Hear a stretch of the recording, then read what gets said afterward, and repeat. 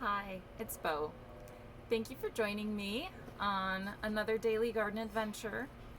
So, today the adventure, it's an adventure if you've literally never been on an adventure, is unpacking some of these different rhizomes and tubers that I received in the mail. So rhizomes and kind of tuberous plants like hostas or astilbe or irises used to really freak me out. I'm used to planting containerized plants, and it was hard to understand, okay, well, when in the year do I plant them? Are they really going to sprout? What's the deal with them? So let me just show you, there's a good variety that I got, and then we're going to plant some of the tropical ones that I got for my outdoor exotic patio area. So first one, now when you get these in the mail, the clock is ticking. You want to make sure that if you get any tubers or rhizomes, you kind of open the box so that it's ventilated. Probably just keep them in the box though, where it's sort of cool and protected, and then either put them in the shade. If it's a hot day or you're not going to be able to plant them within a day or two, you can put them in the crisper drawer of your refrigerator, but you're going to want to keep them separate from fruits and vegetables because the ethylene can mess with the hormones in the tubers and kind of mess them up. So this one is a tuberose. Okay, so you can see these are just these like weird ugly things, but all of the life, this little life pod of the plant, has been stored inside this thing, and it's living in there, and under the right conditions it'll become a beautiful, fragrant, tropical plant. So tuberose has been used in perfumes and is just a famous scent. So my hope is that this will blossom and I can move the pot wherever I want it and enjoy the wonderful scent. So we'll be potting this in a sec. Kind of put that back so it's moist in there.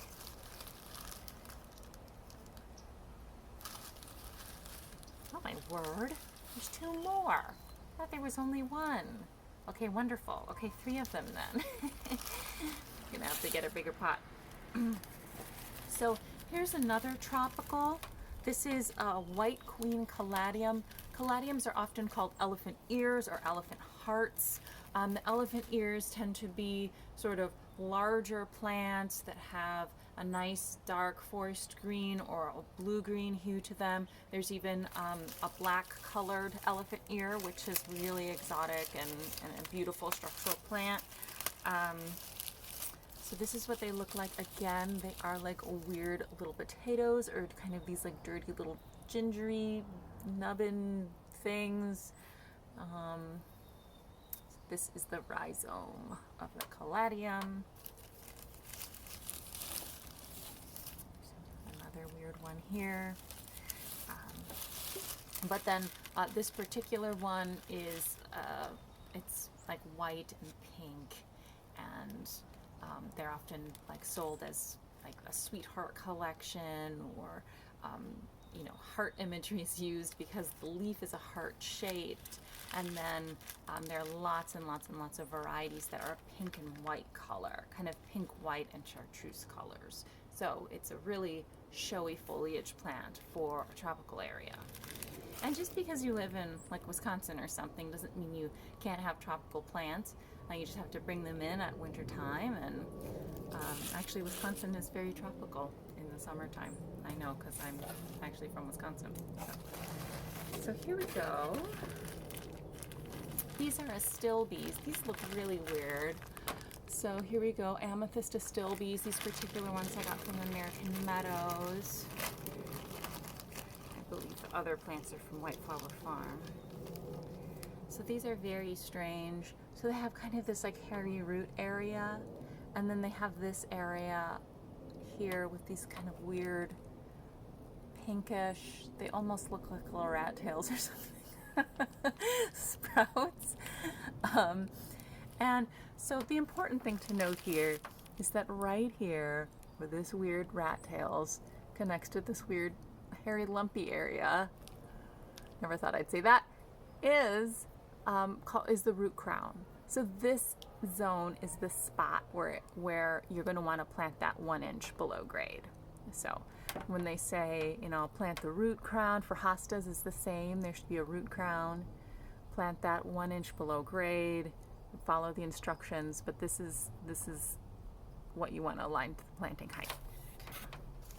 So I have a few amethyst astilbes there, classic shade garden plant with really beautiful kind of plume-shaped flowers.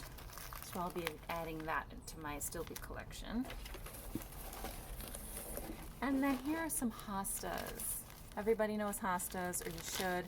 They're not used very often in the San Francisco Bay Area that I can see, and I'm not sure if it's because they're just not well suited to the area, or because they need too much water, or because I'm stalled out, or if it's just because we can grow broadleaf evergreens all year round, and these die back in the winter time. So I think if people have the option, they want a plant that's green all year, maybe they just don't pick hostas. So I'm not sure, but I definitely want to try some. So some of my favorite hostas are the mouse ears. That's kind of my favorite mini hosta for the front of a shade bed. This is what they look like there, and you can see it just has this one like really pretty bud that kind of looks like an endive, if you know what that is. And then there again is the root crown at the bottom of the where the above ground portion and the root stuff meets. And these are starting to get kind of dry. I had better plant them very soon. Okay. Look. Also, I got Hollycon hosta. Here's the label. So low tech. Someone else would have like a picture coming in right now. I don't know how to edit videos, so sorry about that. Okay, so, you know, here's a picture of a hosta, and this one is blue. Hollycon hosta is one of the best known varieties for blue.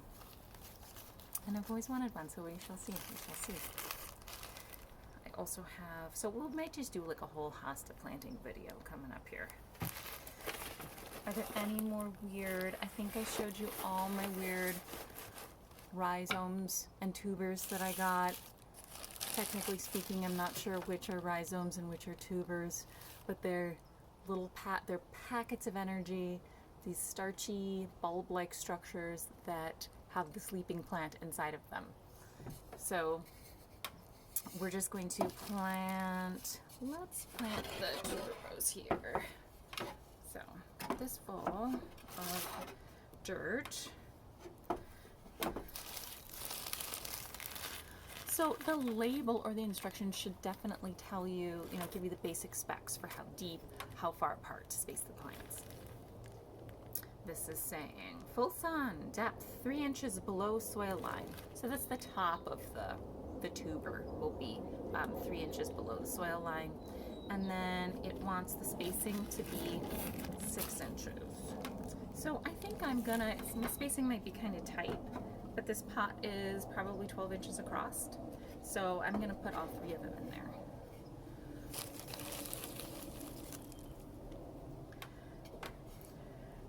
So some people like to leave like an inch at the top of the pots.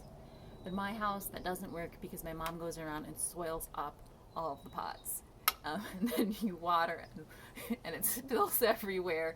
But she has a real green thumb, so I trust that lady. So I'm going to just use the top of the pot. You'll probably use an inch below as where your final grade's going to be.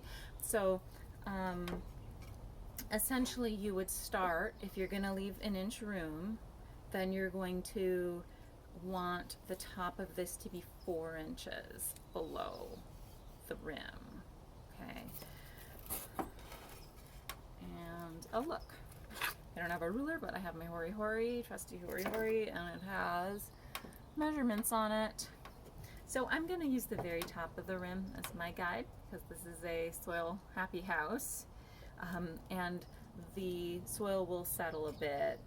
So Well, maybe 3.5 inches then. Gardening is not a high precision art. Let's see.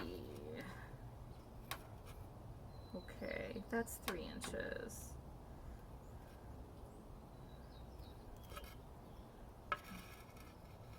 Okay, we'll just do 4.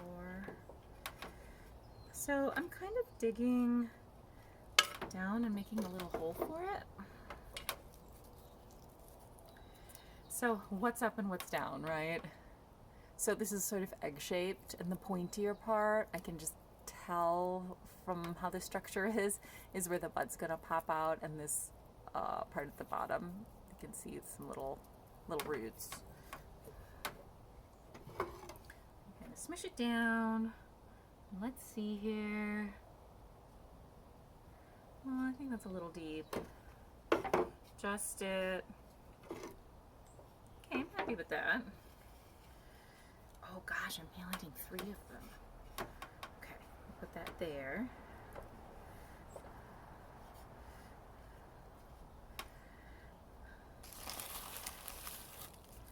My 3-year-old just started to say, oh gosh, all the time. And I thought, oh gosh, do I sound like that?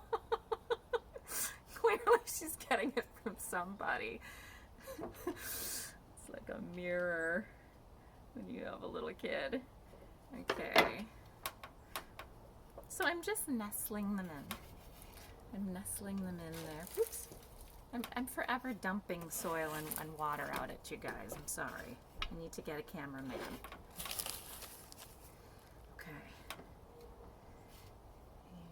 Here. Putting that the right way. Okay. So they're a little tight in there, but I think everyone will be happy.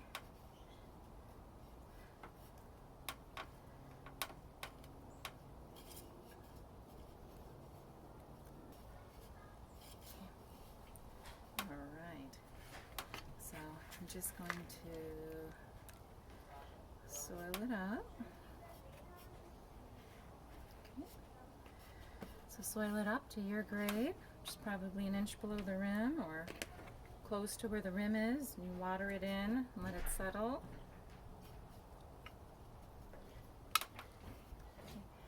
And we're done.